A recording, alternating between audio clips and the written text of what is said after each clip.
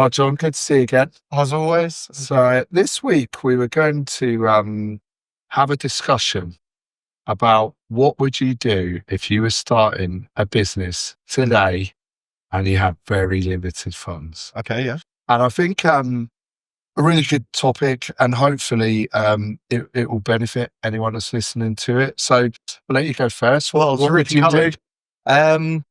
Firstly, I'd want to make sure I had an idea or something Yeah. I could. I think for me personally, the focus should be on breaking even as soon as possible. Yeah. Now there is risk. There's always stuff. I would try and steer away from any personal debting or any personal guarantees. Yeah. It's too much risk for most people to carry. But I would be focused on what can I do to get to market and get a client as quickly as possible. That'd be my first thing. Yeah. And we're going to do this hypothetically, I think, not with a fixed business to run. Yeah. So I actually, controversially, wouldn't spend a lot of time and money on branding or naming or anything like that. I wouldn't. And I know people who do, and they go, "What have you done this week?" I've come up with my business card design. Yeah. Forget it. Nearly. Forget that. Go out, find someone who's going to pay you. Because once you've got something coming in, everything's a bit easier. Then we can get into stuff of scale. That would be my starting point. Obviously, outside of register the company, decide where you're going, come up with a plan. Yeah. These things are critical, but actually, normally when people are going to do this, they need it now. So I would start with finding someone who can pay you. I agree with you. Like you said, there's obvious things. What entity you're going to have? Is it The legal legals. company, same trader? You need a really clear plan to facilitate exactly where you're going. But I agree with what you're saying. Also, the other thing I would do is I think I probably would, we're aiming this at a local audience, aren't we? And I probably would go and stand in Stamford High Street in a pedestrian area and just do some market research. Yeah, research is a good shout. Yeah. It really is. I really would chat to people. If you're starting a business, maybe you want to service a local area as well. And I think people are generally quite open. And I would try and understand, is there a need? And try and take people through a questionnaire. What would you be prepared to pay for this service? What would be some of the key things you'd look for in a service like that or a product? Stay open as well. Like you can pivot, especially if you're early, really easily. If the market's telling you that it should be something else, you've got to stay open to that. And that's going to carry on for the entirety of the business, right? Definitely. But really listen to what people are saying. Completely. And then I would try and get an order, like you said.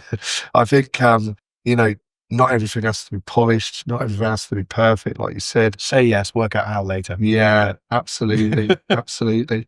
And then what are some other things that you think people could really benefit from? I think there's a lot of places that you can list your business for free. Directories online. Well, Google Business is a really easy one. Bing Places, I think, is the second. Yeah. And it's worth saying you don't have to have a fixed premises that you're paying for. You can still register it at your home. You can still list it. It's that presence, I think, that will help. Definitely. And then I would try and get out and meet as many people in the business. So door to door, literally. Yeah. Don't overlook meeting people. You need those orders, especially at the start. Everyone has a number they need to achieve, right? Yeah. So you've got to go out and meet them. Now, if you're doing B2C, actually standing in the high street and canvassing. Perfect. Do it.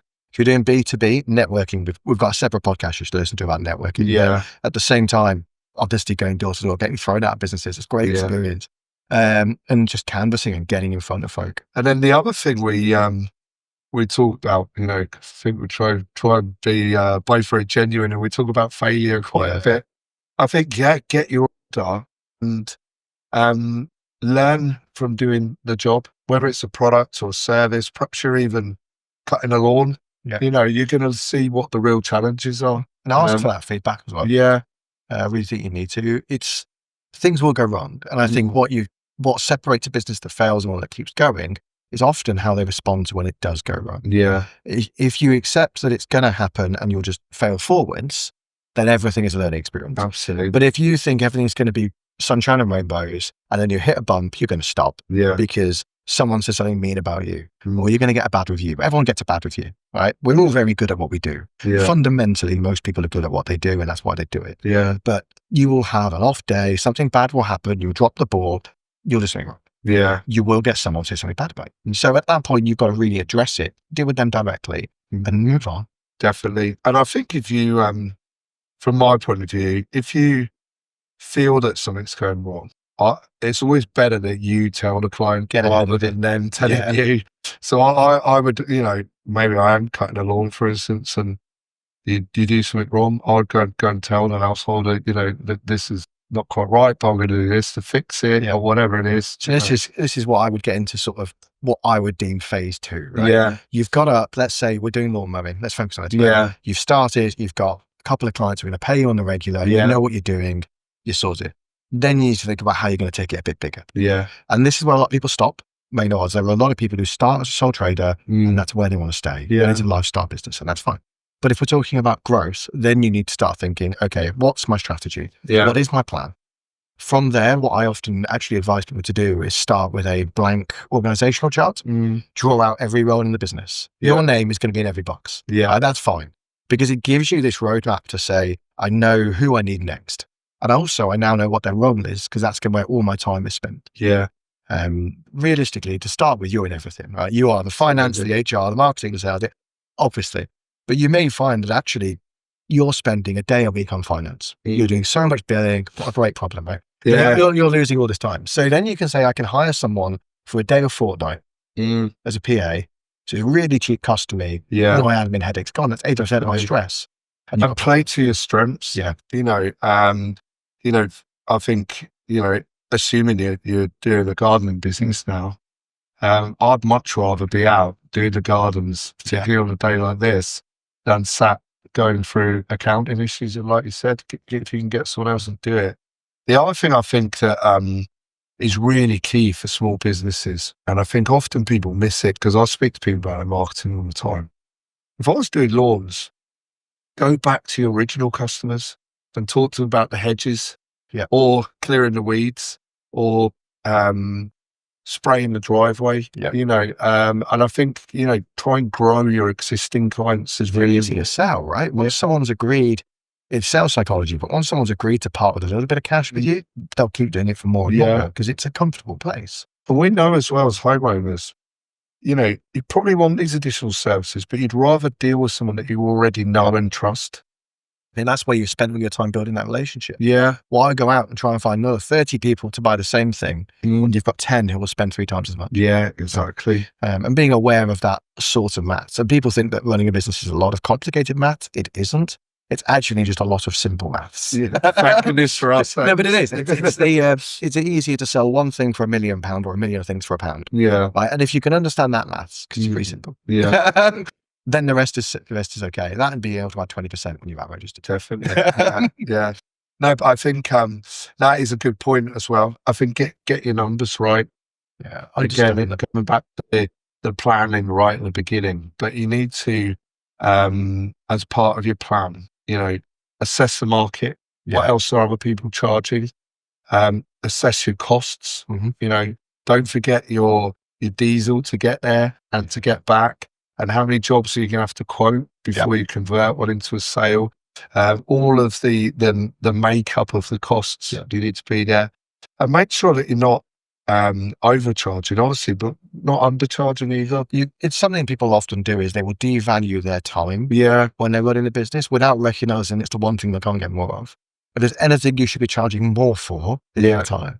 Just again, go back to simple maths, double your costs, half your customers, same revenue, easier life. Yeah. Right. And if you can understand how simple that is, and that most people won't leave anyway, because you're probably too cheap. Yeah. Right. So if you can understand that mentality, then you're in a really good position. Definitely. Because your long-term goal is to get people will pay a slight premium for a better service from somebody that is, friendly, honest, genuine, and doing a really thorough, good job. People will be prepared to pay according to the value they're getting. And you can't compete on service and price. Yeah. Right? It's much easier to compete on one than the other. Definitely. Anyone can undercut anybody, but you won't be happy. You certainly won't have a very successful business for the long term. And then the other thing I would do, because my head always goes to marketing, course, and definitely ask for reviews. Yeah, you picked up on that already.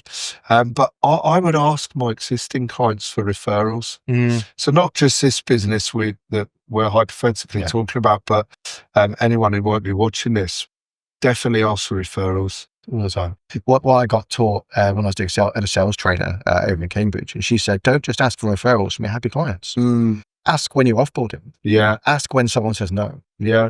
Just ask everybody, because it only takes one person to say yes. An introduction is worth 10 leads. Yeah. So just ask everyone, anyone, your neighbor, anyone you speak to. This should be your lifeblood. I mean, I used to, we used to go to a meeting at any given company, and then we would go and knock on their neighbours. Yeah, we do the same. Yeah. I was just with so and so. Yeah, how about absolutely? And again, that works.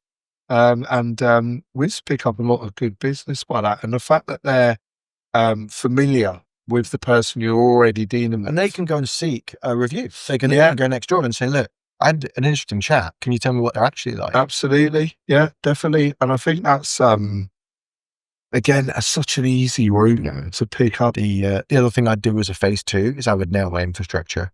I would get things in place now, because if you, just to know, you go to marketing, I was a nerd, right? Yeah. But if you look at the cost of changing that in the future, when you are up, let's say you grow successfully with your gardening company, and now you're up to 10, 15, 20 headcount, and things are looking like they're growing continuously, you're going to have to start thinking about proper processes. And if you didn't set this up correctly at the start, it's going to cost you a fortune. It's going to really limit your growth.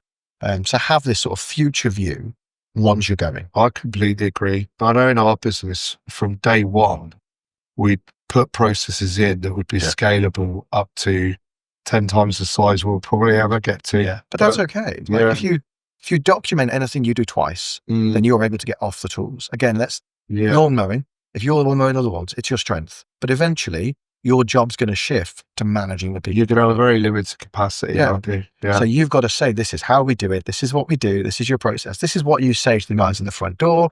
This is how you ask for referrals. This is how you mention doing the hedges. And if you write all these things out, as arduous as that sounds, do it in the evening when you're watching TV or something. But if you get these things down, then your onboarding is so much easier in the future. Yeah. So what else do you think you would do differently, or if you were starting today?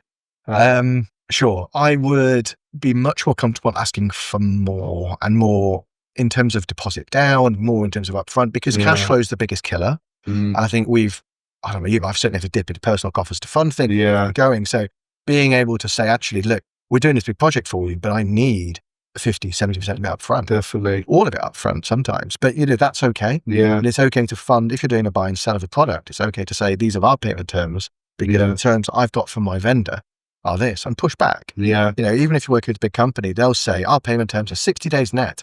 Say no. Yeah. Say, actually, I need it to be 7 or we can't deliver. Don't leverage nothing but debt and credit. You'll never catch up. Absolutely. And when you said asking at the start of what you just said, if I was doing it again, I really would lock into the local business community, and I would ask people for help, perhaps not financially, but with their experience, with their time, with suggestions, because I think, like you said, we were aiming this locally, and there's such a great business community there. I know so many people are willing to help. And I think as a new business person, you want to be aware of that. You certainly shouldn't underestimate it. Yeah. So we've got a close family friend of mine is a multi-millionaire electrician, lives in Barbados most of the time. We'll never see this, I assume. Yeah. It's a very successful bloke. And he said, the 3 people you should look after the most when you're growing, and you're in a large phrase, you did a great accountant, you did a good lawyer, and you should get on well with your banker. Yeah. And at the very least, if you're building a network out, I would also add into there a marketeer or someone to support your sales and growth. I would add in a coach. Yeah. Someone, and not just someone who says this is what we're doing, but like a broader personal mentoring role. Definitely. And I would personally have something about digital infrastructure in there, but that's perhaps my own bent. But I think most companies need it. Really that's how we would start a business. For anyone watching. Thanks a lot.